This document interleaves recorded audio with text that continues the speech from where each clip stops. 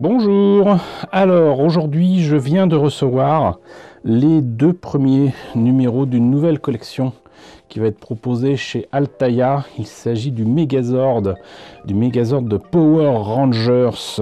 Voilà, donc merci à Altaïa d'avoir pensé à moi pour m'envoyer ces échantillons. Voilà, ça m'a l'air déjà très différent des tests que certains de mes amis youtubeurs ont proposé sur leur chaîne il y a quelques mois. Il me semble que c'était en début d'année, vers février, un truc comme ça. Déjà apparemment le numéro 1 a été changé. Le numéro 1 dans les tests c'était la tête qui est devenue le numéro 2. Le numéro 1 finalement c'est le plastron et ça donne quand même une idée de la taille de la bête, hein, pour ceux qui connaissent un petit peu ces robots de Power Rangers. D'ailleurs, puisqu'on en est là, autant rappeler à ceux qui ne le savent pas, mais je pense que vous le savez tous, Power Rangers, c'est une version américanisée de Super Sentai japonais. On doit ça d'ailleurs à quelqu'un qui a fait sa réputation et sa fortune en France, à savoir Raïm Saban, à qui on doit notamment des musiques d'Ulysse 31, les musiques des Cités d'Or, pas mal de génériques, quand même beaucoup de choses. Et donc Raïm Saban a réussi en 93 à sortir une série qui reprenait en fait une série japonaise qui s'appelle Zyuranger, Kyoryu Sentai Zyuranger, qui date de 1992.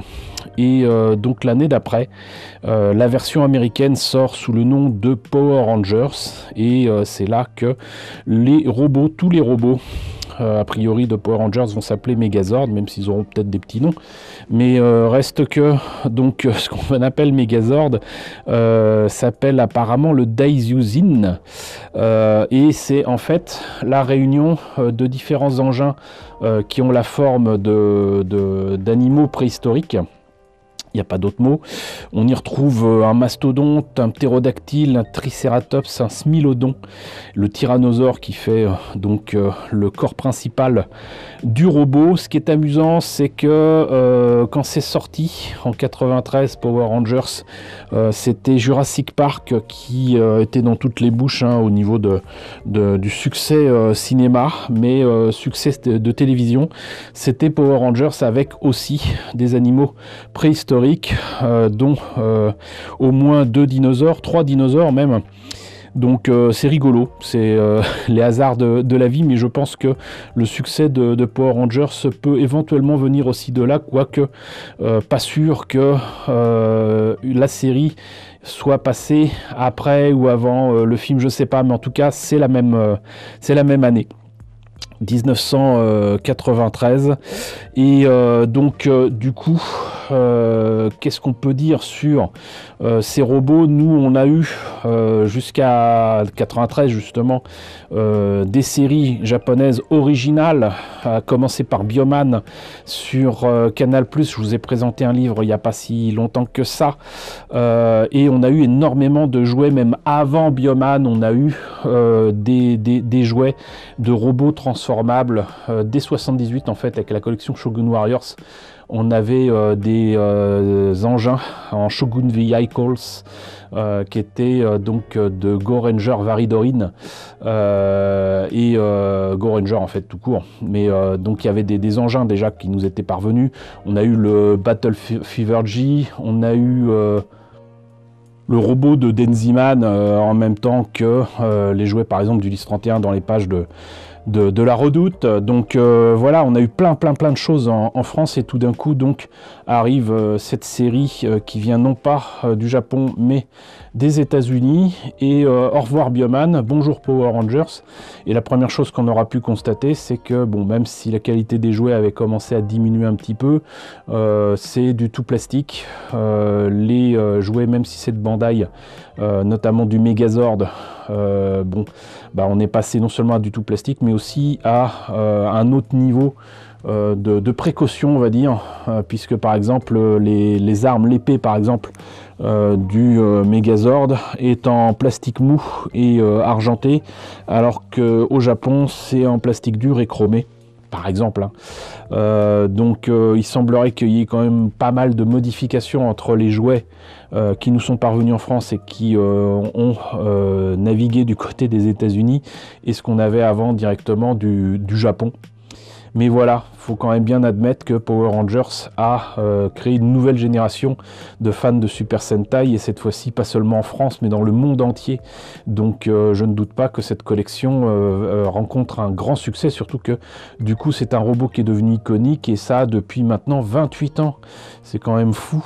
Donc justement, pour la sortie de cette collection, Altaïa vous propose de cliquer sur un lien que je mets en description pour pouvoir vous abonner si ça vous intéresse. Si vous abonnez justement avant, justement je crois que c'est avant le 13 janvier, pardon, vous aurez droit à un sac à dos exclusif Power Rangers.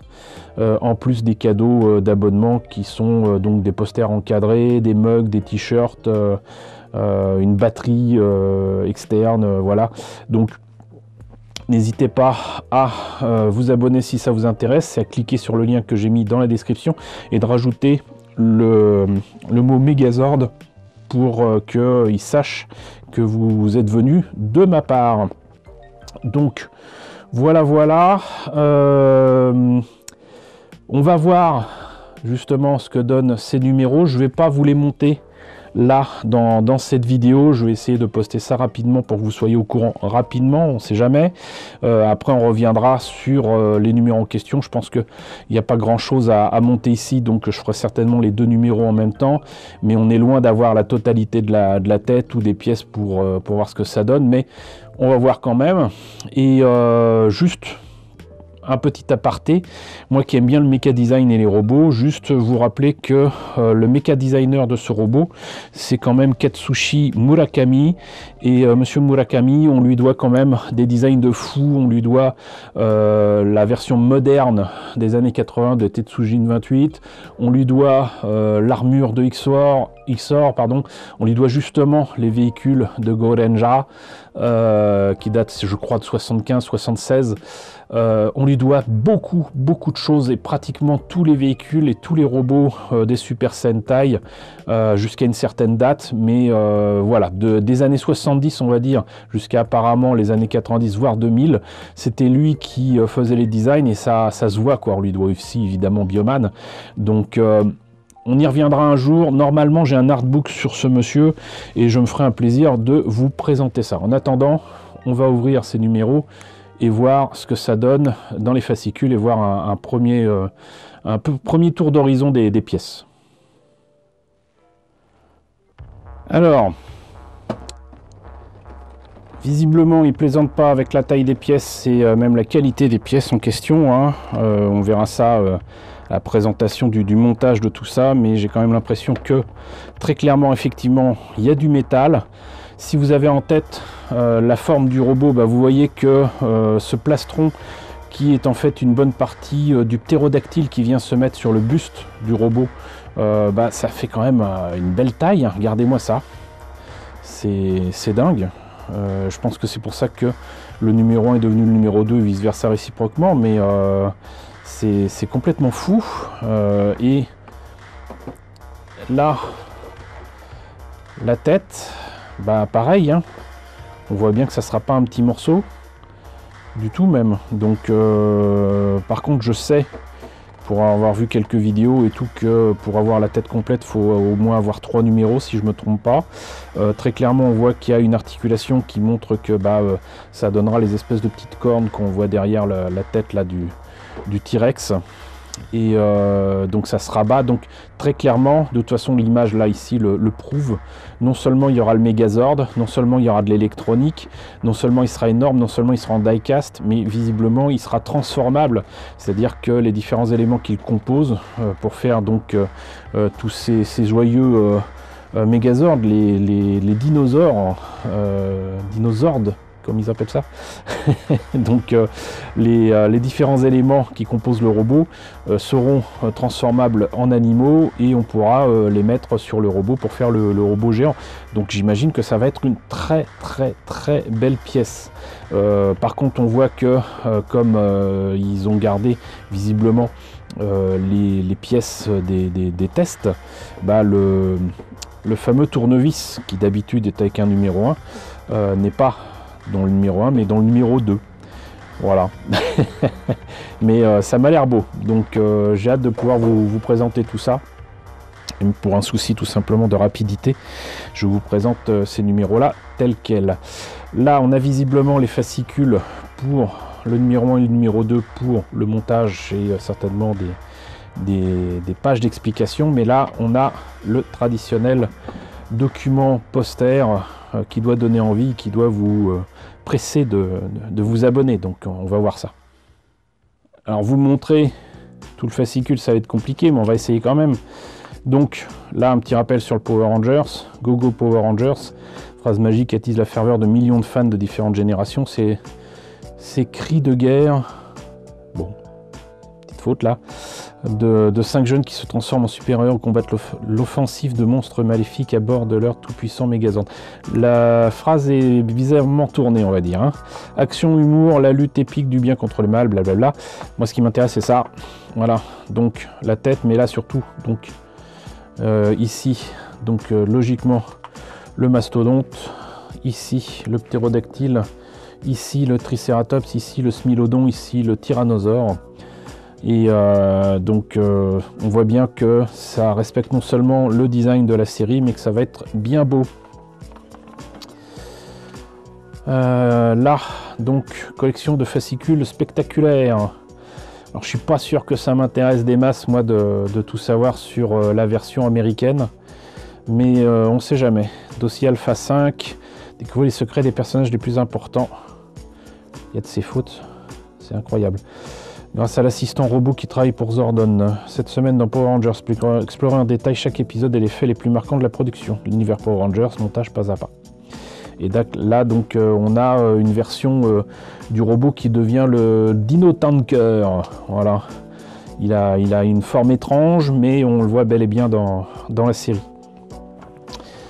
Des cadeaux en exclusivité. Donc, je vous parlais des posters, le mug, la batterie, le t-shirt. On a quand même pour les prélèvements automatiques des pièces de pouvoir collector. Ça a l'air joli. Et ça devient classique aussi avec ce genre de collection. Recevez la base Megazord. Alors par contre, il faut prévoir 1,10 € de plus par numéro pour avoir une base lumineuse. Mais alors, j'ose pas imaginer la taille du truc par rapport justement à la taille du Megazord. Ça va être un machin vraiment très gros.